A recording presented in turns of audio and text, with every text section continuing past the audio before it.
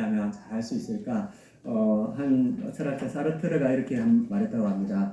인생은 B와 D 사이의 C이다. 그래서 B는 벌스와 죽음, 데스 사이에 있는 C, 초이스, 그것이 인생이다. 이런 말을 했습니다. 그래서 우리 인생을 살아갈 때 많은 선택들이 있는데 이 선택들을 우리가 어떻게 해 갈 것인가 우리가 한번 살펴보고자 하는데 1970년대 초반 미국 스탠퍼드 대학교에서 이 윌터 미셀이라는 교수가 마시멜로 실험을 했습니다. 아마 여기 있는 분들 많이 알고 계실 겁니다. 그래서 아이들을 모아놓고 아이들을 방에 넣어놓고 마시멜로를 올려놓고 이 마시멜로를 지금 먹어도 괜찮은데 내가 15분 동안 이거 참으면 내가 한 나중에 와서 하나 더 줄게 이렇게 하면서 아이들하고 실험을 했습니다. 그래서 이제 아이들을 이제 방에 놔두고 이제 연구하시는 분이 바깥으로 나가면 어떤 애들은 나가기가 무섭게 마시멜로를 지어 먹는다는 거예요. 맛있으니까. 그런데 어떤 애들은 저걸 안 먹으려고 막 애를 쓰는 거예요. 하나 더 준다니까.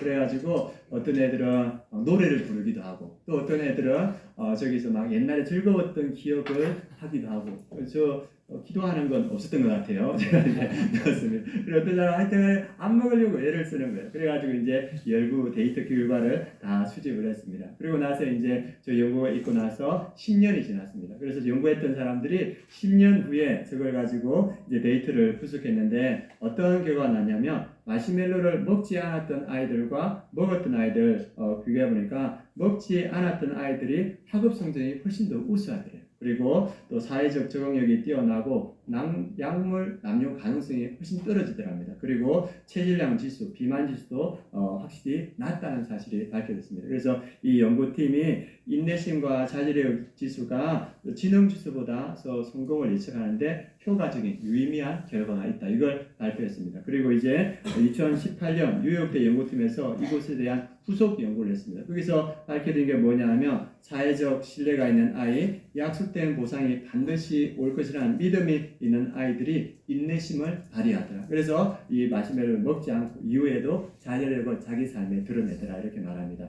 그래서 제가 이 연구를 보면서 어떤 생각이 드냐면 이 마시멜로가 두 개 됐는데 그 자리에서 바로 먹은 건 이 아이가 자기 미래를 먹은 것과 같다 이런 생각이 드는 거예요. 그래서 이 모습을 보면서 또 어떤 생각이 드냐 하면 우리의 신앙생활도 이와 같다는 생각이 들었습니다. 하나님께서 우리에게 은혜를 주셨는데 특별히 우리가 생각하는 아담과 하와 하나님께서 그들을 하나님의 형상으로 창조하시고 그들에게 복을 주셨습니다. 그리고 그들에게 사명을 주셨습니다. 생육하고 번성하고 땅에 충만하라. 그리고 그들에게 어떤 사명을 주셨냐 하면 땅을 정복하고 바다의 물고기와 하늘의 새와 그리고 땅에 움직이는 모든 생명을 다스리라. 이런 사명을 주시고 그 아담과 하와를 에덴 동산에 두고 그 에덴 동산을 경작하면서 그 땅을 지키라. 이런 사명을 주셨고 그 다음에 이 연구자들 감독관처럼 어떤 명령을 주시냐면 너희들이 다 먹어도 되는데 뭐 먹지 마라? 선악과.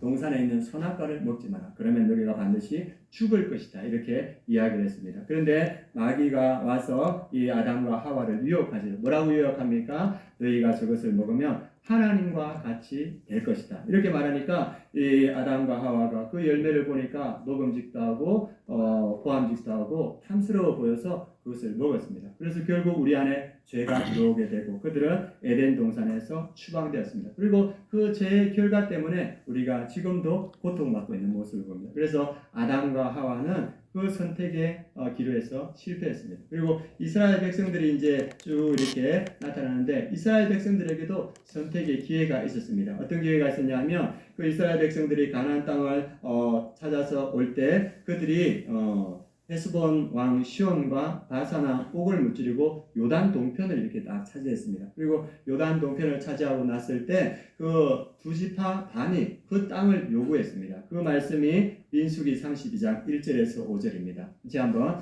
읽겠습니다.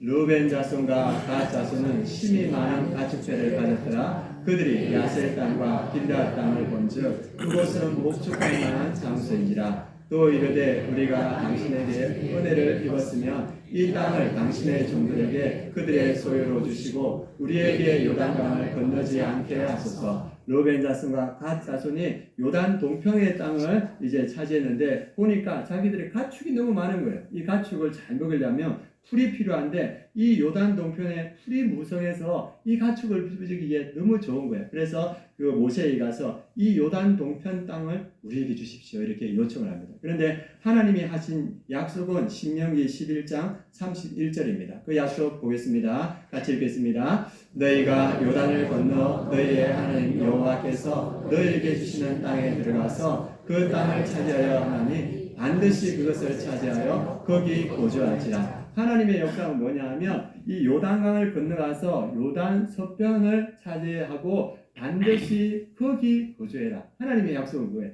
동편이 아니고 서편에 거주하라고 약속했어요. 그런데 루벤과 같이 가보니까 그 생각보다는 이 복처지가 너무 좋다. 우리 여기 머물고 싶다. 그래서 모세가 그들에게 그것을 허락하고 전쟁할 때는 끝까지 앞장서라고 이렇게 약속을 하게 됩니다. 그러면 하나님의 약속을 지키지 못하고 요단 동평을 차지한 그 르벤과 갓 므낫세 반지파는 어떻게 되었는가 지도 한번 보여주시기 바랍니다. 예, 저기 보면 깊은 요단 지구대, 요단 밸리가 있습니다. 그래서 이 서편과 동편은 저 요단강과 깊은 계곡이 있기 때문에 서로 오고 가기가 힘든 거예요. 그런데 이스라엘 백성들에게 하나님께서 1년에 3번 이 성막의 성전에 오라 했는데 이 르벤과 갓 지파는 저기 가기가 힘든 거예요. 그래가지고 신앙에서 점점 멀어집니다. 그리고 그 주변의 신들을 섬기기 시작합니다. 바알과 아세다라. 그래서 가장 먼저 신앙에서 타락한 민족이 므낫세,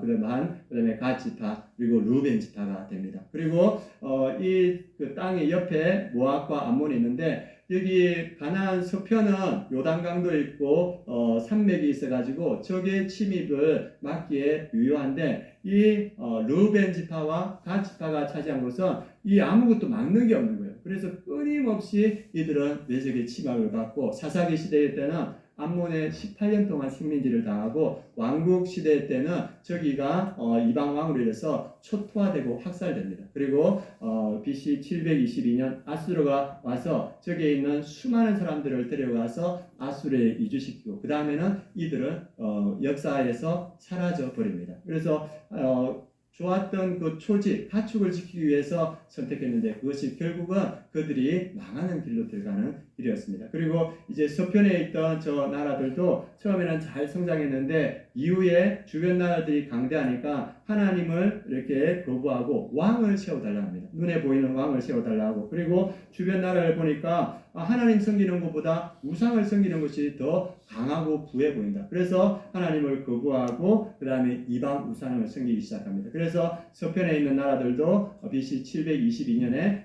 아수르에서 멸망하고 또 BC 586년에 어떻게 되냐 하면 그 유다는 바벨론에 의해서 멸망합니다. 그래서 주변의 강도국의 모습을 보고 하나님의 약속을 잊어버렸던 그러한 나라들이 결국은 그 심판에 빠지는 것을 보게 됩니다. 그런데 이 아담과 하와 그리고 이스라엘 백성들도 이런 선택을 했는데 우리는 어떤 선택을 하고 있는가? 그걸 한번 돌아봤으면 좋겠습니다.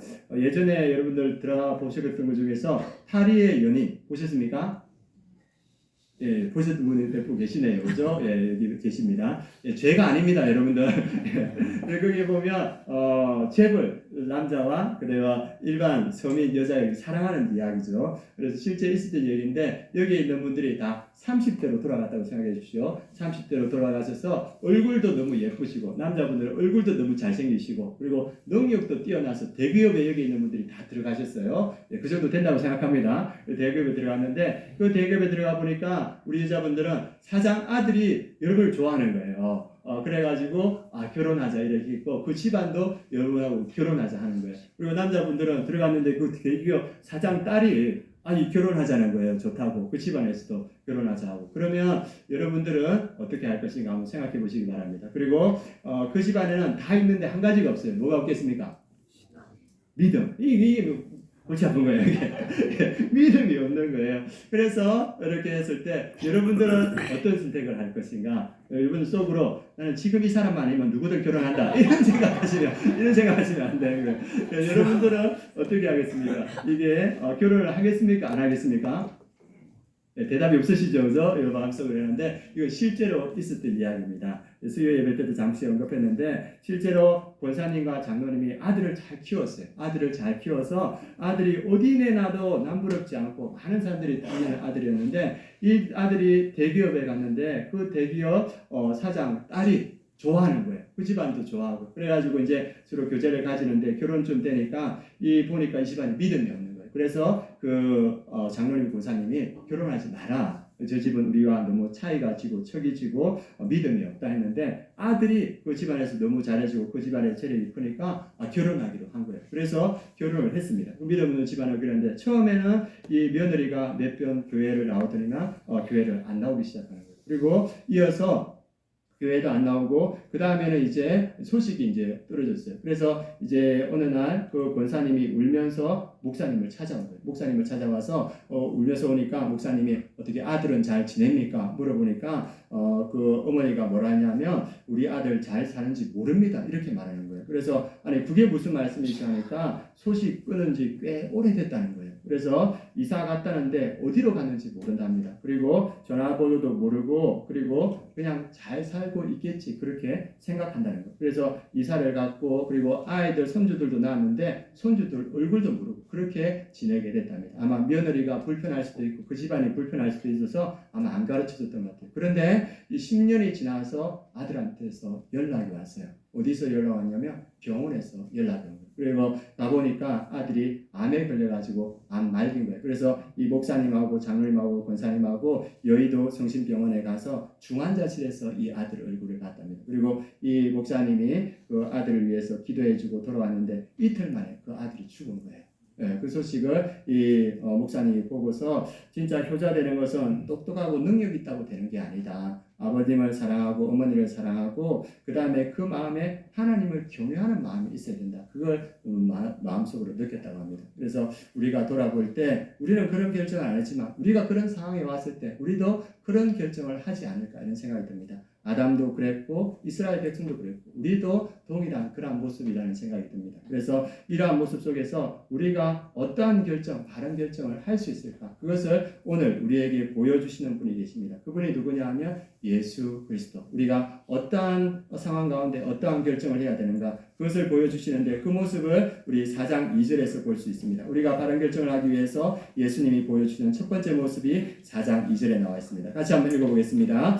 40일을 밤낮으로 금식하신 후에 줄이십니다. 예수님께서 우리를 위해서 40일을 금식하시고 그 광야에서 줄이셨습니다. 이 줄인다는 것은 예수님은 100% 신이시고 100% 인간이시기 때문에 그 줄임의 고통을 온전히 느꼈습니다. 그리고 그 줄임 가운데 광야에 아무것도 없을 때 예수님은 성령의 인도하심 가운데 있었고 그리고 말씀에 충만한 가운데 주님만 바라보는 그러한 상황 가운데 있었습니다. 그리고 이 모습을 통해서 우리가 어떠한 선택을 해야 되는지 말씀을 통해서 보여주고 있습니다. 조금 전에 말했던 루벤 갓 지파가 푸른 초장을 보고 야 저기 우리 하면 좋겠다 그렇게 결정하려고 할 때 또 아까 그 귀한 아들이 그 재벌집의 그 재산을 보고 결혼을 결정할 때 어떠한 대답으로 해야 되는가 예수님께서 그것을 우리에게 보여주고 있습니다. 우리 4절 말씀 같이 한번 읽어보겠습니다.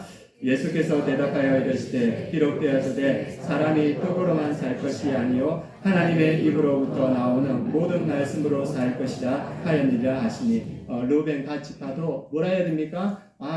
떡으로만 살 것이 아니고 하나님의 말씀으로 산다. 그 아들도 그러한 유혹이 올 때 사람이 떡으로만 사는 것이 아니고 하나님의 말씀으로 산다. 이것으로 물리쳐야 된다는 것을 예수님께서 보여주시고 예수님께서 이 말씀으로 그 사단의 유혹을 물리쳤습니다. 그리고 이 마귀가 예수님에게 어떠한 유혹을 주냐면 성전 꼭대기에 올라가서 뛰어내리라고 합니다. 이어만은 이생의 자랑으로 네가 살았으면 좋겠다. 그래서 사람들의 인정, 허영심, 영적 교만에 대한 너의 특별함을 한번 보여봐. 그럼 사람들이 열광할 거야. 이런 유혹을 마귀가 줍니다. 이거는 아담과 하와가 그 선악과를 먹으면 하나님과 같이 될 것이다. 이 유혹을 파괴합니다. 그러면 이 유혹을 어떻게 물리쳐야 되는가? 예수님이 말씀으로 보여줍니다. 우리 7절 말씀 같이 한번 읽어보겠습니다. 예수께서 이르시되 또 기록되었으되 주 너의 하나님을 시험하지 말라 하였느니라 하시니 아담과 하와가 마귀에게 뭐라 해야 됩니까? 주 너의 하나님을 시험하지 말라. 이 말씀으로 물리쳐야 되는데 이 아담과 하와가 그렇게 물리치지 못했어요. 그러나 예수님은 이 말씀으로 우리가 이 시험에 왔을 때 어떻게 이겨야 되는지를 보여주고 있습니다. 마지막으로 마귀는 천하만국을 보여주면서 내게 경배하면 이 천하만국을 너에게 주겠다 이렇게 유혹합니다. 그래서 안목의 정욕에 따라서 화려한 세상에 성공을 바라보며 네가 살아라 이렇게 말하고 있습니다. 그리고 이스라엘 백성들이 자기들 주변 민족들을 보니까 이 민족들이 왕이 있으니까 강하고 우상 숭배하니까 부유하더라. 그래서 우리도 왕을 세우고 우상 숭배하자. 이런 유혹이 올 때 어떻게 그 유혹을 뿌리칠 수 있습니까? 예수님께서 오늘 보여주고 있습니다. 우리가 그 예수님이 하신 말씀 함께 보도록 하겠습니다. 10절 말씀입니다. 같이 한번 읽겠습니다. 이에 예수께서 말씀하시되 사탄아 물러가라. 기록되었으되 주 너의 하나님께 경배하고 다만 그를 섬기라 하였느니라. 주변 여러 나라국의 그 부한 것을 보고 유혹될 때 이스라엘 백성들이 해야만 주 너의 하나님께만 경배하고 다만 그를 섬기라. 이 말씀으로 이겨야 되는데 이스라엘 백성들이 이기지 못해요. 그래서 예수님께서 이 마귀를 이기시고 우리에게 그 유혹이 왔을 때 어떻게 이기는지를 잘 보여주고 있습니다. 우리에게 선택의 유혹이 왔을 때 우리가 그것을 어떻게 이길 수 있는가. 오늘 예수님께서는 어디로 가십니까? 광야에서 그것을 우리에게 보여줍니다. 광야에는 모든 것이 없는 곳, 결핍의 공간입니다. 그래서 어쩔 수 없이 주님께 집중하고 말씀으로만 집중할 수 있는 그러한 장소입니다. 그래서 그 광야에서 주님의 말씀만 바라볼 때 우리에게 영적 분별력이 생기고 주님께서 맡겨진 그 사명을 감당할 수 있는 힘이 생기다는 겁니다. 오늘 말씀 우리가 인생에 어떻게 바른 선택을 할 것인가 우리가 광야로 가야 된다는 겁니다. 광야에서 우리가 주님만 바라보고 말씀에 충만하고 그리고 우리가 성령의 인도하심을 받을 때 우리에게 뭐가 생기냐면 예수님같이 영적 분별력이 생겨지고 그리고 주님께서 맡겨주신 사명을 감당할 힘을 주님께서 주신다는 겁니다. 그래서 예수님은 이 영적 분별력으로 이후의 사역을 이루어 가시고 주님이 주신 그 힘으로 그 사명을 이루어 가십니다. 지금 우리가 사순절을 지내고 있습니다. 우리 보니까 지금 금식 명단에 보니까 거의 100여 명 가까이 되는 것 같아요. 우리가 사순절에 금식하면서 그리고 많은 것들을 절제하면서 기도하면서 말씀으로 지금 우리가 나아가고 있습니다. 왜 우리가 이렇게 사순절을 지내고 있는가? 이 사순절을 통해서 우리에게 영적 분별력이 생기는 줄 믿습니다. 우리 성도님들에게 영적 분별력이 생겨서 이후에 주님의 사명을 넉넉히 감당할 수 있게 됩니다. 그리고 이 사순절의 이 절제와 금식과 기도를 통해서 하나님께서 우리에게 능력을 다해 주시고 그 능력으로 주의 사명을 감당하게 된다는 겁니다. 이 사순절은 이 예수님이 부활하기 전 40일, 주일 된 40일입니다. 이걸 언제부터 지켰냐 하면 초대교회 때부터 지켜왔습니다. 그리고 니케아 공의회에서 이것을 공식적으로 확약해서 절제와 금식을 통해서 사순절을 지키자 이렇게 했습니다. 그래서 초대교회 때부터 우리가 금식과 절제로 그리고 다른 사람들을 구제하는 걸로 사순절을 지켜왔습니다. 그래서 이 사순절 광야의 시간을 통해서 우리에게 무엇이 주냐? 영적 분별력이 임하는 시간이고 주님의 사명을 감당할 능력이 우리에게 임하는 시간이다 이렇게 말합니다. 예수님의 가장 어려웠던 결정의 모습은 언제냐면 6월절 그 밤 십자가 달리시기 전날 밤이었습니다. 그 예수님께서 어떠한 고민이 있으셨냐면 이제 십자가를 달릴 것인데 그것이 너무 고통스러운 거예요. 그래서 겟세마네 동산에 가서 기도하지 않습니까?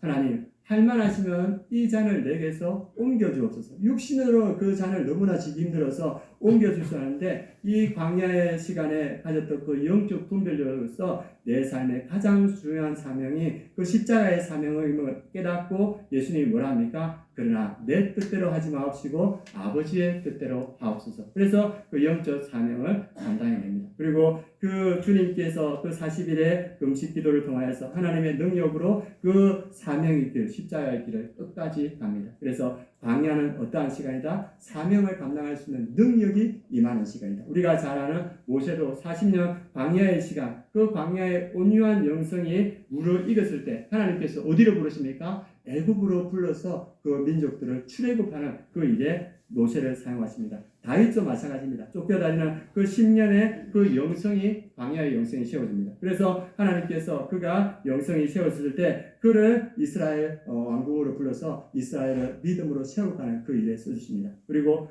바울도 마찬가지입니다. 바울도 예수 그리스도를 만나고 나서 하나님께서 어디로 인도하냐면 이 광야로 인도하십니다. 그 광야에서 자기가 알고 있던 구약의 복음 그리고 예수 그리스도를 만난 그 복음 그것을 연합하여서 이 복음을 집대성하고 이후에 하나님께서 준비되니까 이 바울을 안디옥 교회로 부르십니다. 그리고 세계 선교에 사용하십니다. 우리가 광야에서 이 준비되면 주님의 광야 예수로 준비되면 하나님이 쓰시는 줄 믿습니다. 애국으로 부르시고 그리고 왕궁으로 부르시고 또 이 교회로 부르셔서 하나님께서 쓰신다는 것을 보여주고 있습니다. 그리고 지금 아마 광야의 시간을 지나왔던 성도님들 계시고 또 지금 광야의 시간을 지나는 분도 계실 것입니다. 이 광야의 시간이 고통스럽고 외롭고 아무것도 보이지 않고 주님만 보이고 그리고 주님만 의지할 수 있는 그러한 시간들이 지금 많은 분들이 있을 줄 압니다. 그런데 그 시간은 버림받은 시간이 아니고 하나님께서 준비시키는 시간인 줄 믿습니다. 지금까지 준비했던 분도 주님께서 준비시키고 지금도 광야에 있는 분들을 주님께서 준비시키고 그리고 준비되면 하나님께서 능력을 다셔서 주님의 일에 귀하게 써주실 줄 믿습니다. 그리고 제가 예전에 재작년에 그 학위를 받으려고 미국에 이렇게 가서 이렇게 로스앤젤레스하고 온타리오 이 지역을 이렇게 다니고 있었는데 이전에 섬기던 교회 목사님 따님이 저한테 모바일 쿠폰을 이렇게 하나 주셨습니다. 그래서 보내주는데 그게 뭐냐면 치필레 아십니까? 예, 아시는 분 계신데 미국의 그 패스트푸드 이렇게 음식인데 그게 미국에서 가장 인기가 있대요. 그래서 저희들에게 이제 보내줘서 이제 저희가 이제 일정을 마치고 한국 갈 때 안 쓰고 가면 아깝지 않습니까? 그래가지고 이거 쓰고 가야 되겠다. 그래가지고 이제 아내하고 저하고 이제 차를 몰고 물어갔는데 밥때가 지나서 이제 부랴부랴 이렇게 찾아갔는데 이 길을 잘 모르겠더라고요. 처음으로. 그래가지고 헤매다가 이제 그 가게라 싶어가지고 이제 주차를 했습니다. 그래가지고 이제 고픈 배를 안고 들어가서 보니까 키오스크가 있더라고요. 우리 키오스크에 이제 사람들이 있어서 제가 그 모바일 그 보여주면서 그 미국인에게 이거 어떻게 사용하는 겁니까 하니까 그분들이 영어로 대답하더라고요. 예, this is not Chick-fil-A 이렇게 말해요. 여기는 치필레가 아닙니다. 이렇게 이야기하는 거예요. 그래가지고 제가 아내를 째려보면서 옆에서 길 좀 잘 봐주지. 이런 마음이 들게 아내도 저를 째려보면서 운전이나 좀 똑바로 하지. 이 분위기가 되고 그래가지고 차 안이 냉랭한 거예요. 그래서 화가 나가지고 그냥 갈까 막 이런 마음도 들고 그래가지고 다시 이제 전열을 재정비해가지고 다시 이제 치필레를 찾아갔습니다. 그래서 찾아가서 두 번째는 제대로 들어갔습니다. 그래서 들어가서 이제 샌드위치하고 시켰는데 딱 한 입 부는 순간 화가 싹 사라지는 거예요. 그러면서 화해 무드가 쫙 펼쳐지는 거예요. 그러면서 그렇지. 분위기가 맛있었습니다. 그리고 이제 그 맛있게 먹고 이렇게 나와서 마지막에 일정 보내고 돌아왔습니다. 그리고 이후에 치필레를 찾아보니까 이 회사가 크리스찬 회사인 거예요. 그리고 크리스찬 회사인데 이 주일날 문을 안 여는 거예요. 그래가지고 찾아보니까 이 회사가 주일날 문을 안 여는데 그 주일날 문 안 여는 것 때문에 1년에 얼마의 손실이 나냐면 1조 2천억이 난대요. 네, 문을 안 열어요. 그런데 이제 1조 2천억이 나는데도 불구하고 문을 안 연다는 거예요. 여러분들이 이 회사의 사장이며 문을 열면 1년에 1조 2천억 수입을 받고 문을 닫으면 1조 2천억의 수익이 없다. 그러면 여러분들은 문을 여시겠습니까? 안 여시겠습니까? 네, 아까 결혼식 때하고 비슷한 것 같은데 우리가. 네, 근데 이분은 문을 안 여. 1조 2천억의 손해가 있더라도 난 문 안 연다. 그런데 왜 이렇게 할 수 있는가? 이분에게 광야가 있어요. 이분이 치필레 처음에 원형이 되는 가게를 오픈했을 때 경제적으로 아주 벼랑에 있었다고 합니다. 이게 잘못하면 이제 여기서 파산되는 거예요. 그래서 대출금도 갚아야 되고 식자재 재료값도 해야 되는데 이걸 헤쳐나갈 방법이 없으니까 이 사장이 어떤 결정을 했냐면 우리는 24시간 가게를 돌려야 되겠다. 그래가지고 24시간의 가게를 돌렸다고 합니다. 그래서 월요일 6시 반에 오픈해가지고 토요일 12시까지 가게를 돌린 거예요. 그래서 일주일에 144시간을 일을 했다고 합니다. 그래서 잠을 자야 되면 형하고 같이 동업했는데 그 식당에 달리 쪽방에서 자거나 아니면 근처 가까운 데서 자고 와서 이렇게 가게를 하는 얼마나 힘들었겠습니까? 144시간. 그런데 이제 이분이 믿음이 있었기 때문에 이분이 느끼는 게 뭐냐 하면 이게 이렇게 하다가는 야 내가 가족을 잃겠다. 왜냐하면 아내 볼 시간도 없고 아이들 볼 시간도 없고 그런 마음이 들었고 또 하나는 어떤 마음이 들었냐 하면 내가 영적으로 무뎌져 가고 있구나. 그걸 영적 위기를 느꼈답니다. 그래서 이분은 어렸을 때부터 안식일을 거룩하게 지켜라 그 마음이 있어가지고 그런 상황에도 주일날은 교회에 가서 그리고 교사를 섬겼답니다. 그 교사를 섬기는 시간이 자기 안에 그것들이 회복되는 시간이고 그리고 자기의 정체성이 밝혀지는 시간이었대요. 그래서 이분이 그때 결심한 건 뭐냐 하면 신앙과 가정이 사업보다 중요하다. 이제 앞으로 내가 사업을 할 때는 우리 직원들이 또 내가 예배할 수 있는 시간을 확보해주고 가족들과 함께 지내는 시간을 반드시 확보해주겠다. 그때 그 결심이 있었다고 합니다. 그래서 그때 창업 때부터 지금까지 주일에는 문을 열지 않습니다. 그래서 얼마 손해가 있는데 1조 2천억 원 이 손해가 있음에도 불구하고 문을 닫고 쉬는 시간, 주일 안식일을 주는 것이 이것보다 훨씬 더 가치 있다. 그래서 이분이 그 광야에서 분별의 영성을 받은 겁니다. 그리고 주님이 주신 그것을 사명을 지킬 수 있는 힘을 얻은 겁니다. 마찬가지입니다. 우리도 그 광야의 시간에 우리에게 분별의 영성이 주어지는 줄 믿습니다. 그리고 주님이 주신 그 사명을 지켜나갈 수 있는 힘을 주님께서 우리에게 주시는 겁니다. 그래서 오늘 말씀 예수님도 광야로 가셨습니다. 광야에 가셔서 그분이 주님만 바라보고 주님의 성령의 인도하심과 그리고 말씀에 집중할 때 분별의 영성과 그리고 그 사명을 이루어갈 힘을 얻었고 그리고 우리 아름다운 교회 성도님도 지금 사순절을 지내고 있습니다. 이 사순절이 어쩌면 우리에게 주어진 광야의 시간이라고 볼 수 있습니다. 그래서 우리가 이 시간에 우리가 많은 것들을 절제하며 우리가 기도하고 회개하고 말씀 붙들고 나아갈 때 주님께서 우리 성도님들을 분별의 영성으로 다듬고 가고 계시고 그리고 우리에게 주님의 사명을 지킬 힘을 더하여 주실 줄 믿습니다. 그래서 이 사순절 기간 동안 우리가 누굽니까? 우리가 예수님 같이 또 모세 같이 바울과 다윗 같이 이 광야의 시간에 나아가서 주님이 주시는 그 은혜 가운데 사명을 넉넉히 감당하는 우리 모든 성도님 되길 축원합니다. 그래서 우리가 이 믿음으로 마지막으로 함께 찬양하고 오늘 예배를 마치도록 하겠습니다. 오늘 광야를 지나며 이 찬양을 작사 작곡한 분이 장지숙이라는 분인데 이분이 실제로 광야 같은 삶을 살고서 이 찬양을 만들었다고 합니다. 그 마음을 우리가 생각하면서 함께 찬양하시겠습니다.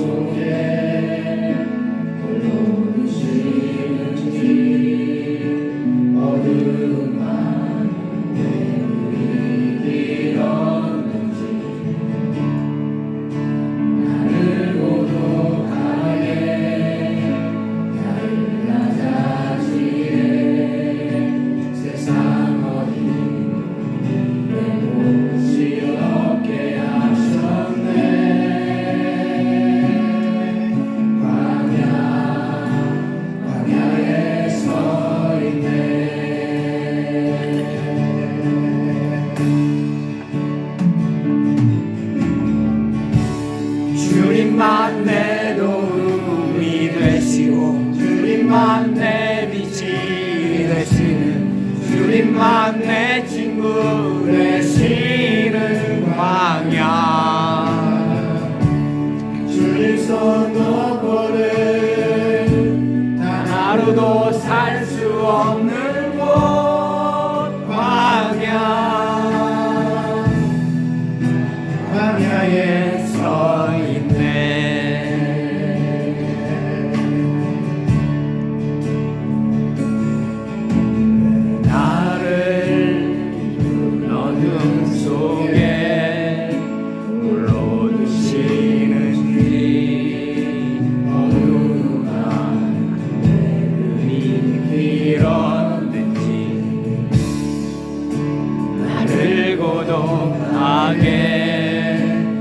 나를 낮아지게 세상 어디 내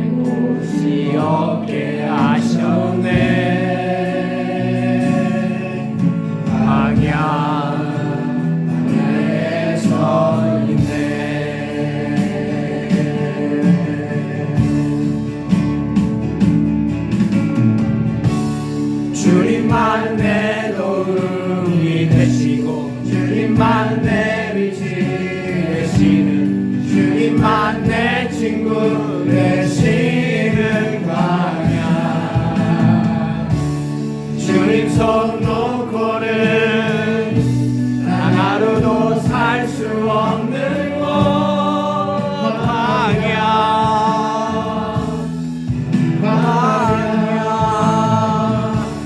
주께서 나를 사용하시려 나를 더 정결케 하시려 나를 대하여 보내신 그곳 광야 성령이 내 영을 다시 태어나게 하는 곳 광야 광야에 서 있네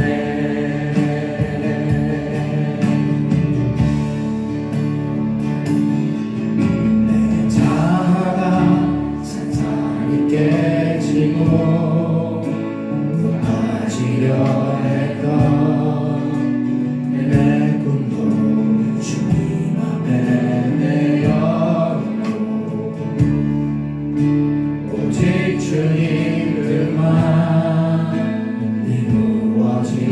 이루어지기를 나를 통해 주님만 드러나시기를 광야를 지나며 이 시간 우리 합심해서 함께 기도하겠습니다. 사순절 기간 우리가 절제하며 기도하며 또 말씀을 붙들고 금식하며 광야에 서 있습니다. 이 광야에서 간절한 기대점으로 함께 기도하기를 원합니다.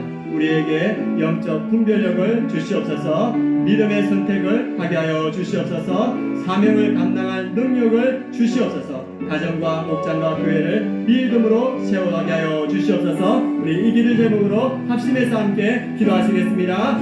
할렐루야. 하나님 아버지, 우리가 광야 가운데 서 있습니다. 하나님 아버지, 우리가 하나님 아버지 사순절 가운데 주님 앞에 나아갑니다. 하나님 아버지, 우리가 금식하며 주님 앞에 나아가오니 하나님 아버지 회개하며 주님 앞에 나아가오니 하나님 아버지 주님 앞에 말씀을 놓고 나아가오니 우리에게 성경의 주님을 말을 주시옵소서. 말씀에 대하여 주시옵소서.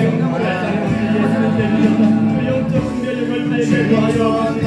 하나님 아버지, 우리가 주의 사명을 감당할 수 있다. 사순절 기간에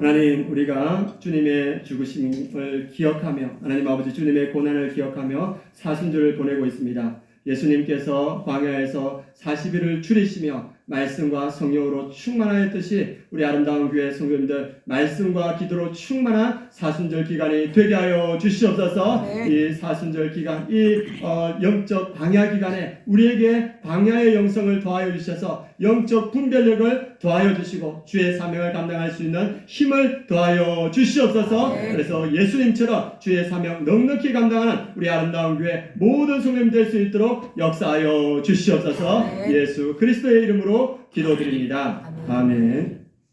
찬양하시면서 준비하는 거 하나님께 올려드리겠습니다.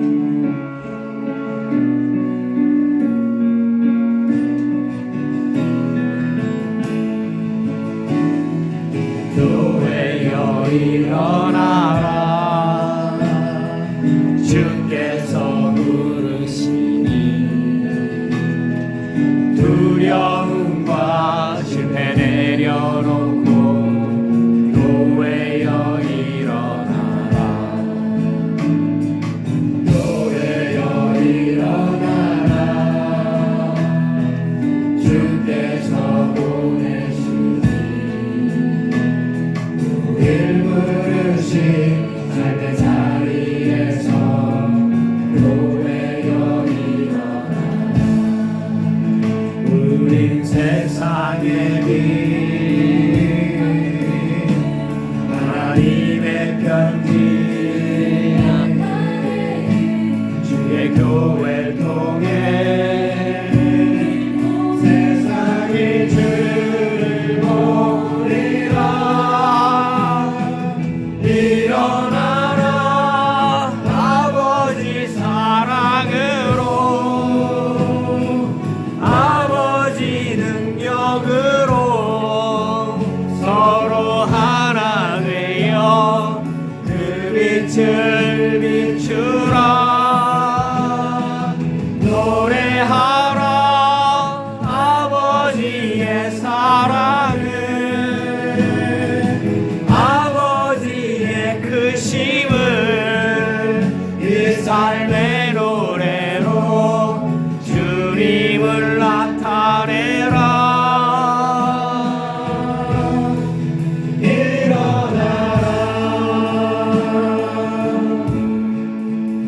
하나님, 우리가 예수님처럼 또 영적 광야에 있는 많은 성도님들이 있습니다.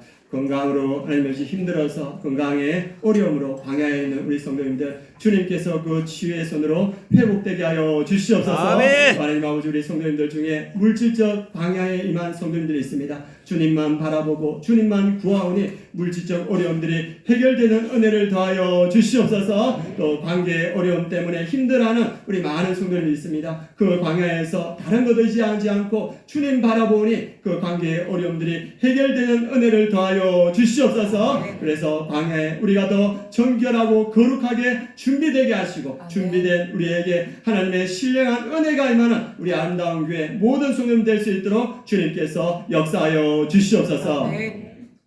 지금은 우리 주 예수 그리스도의 은혜와 하나님의 그 크신 사랑과 성령의 내주 충만하심이 이 사슴들의 영적 광야의 기간에 주님 안에서 영적의 분별력을 가지고 주님의 사명을 감당해 나아가는 우리 아름다운 교회 모든 성도들 머리 위에, 그 가정 위에, 이 민족 위에, 열방의 선교지 위에 지금부터 영원까지 함께 하시기를 축원하옵나이다. 아멘.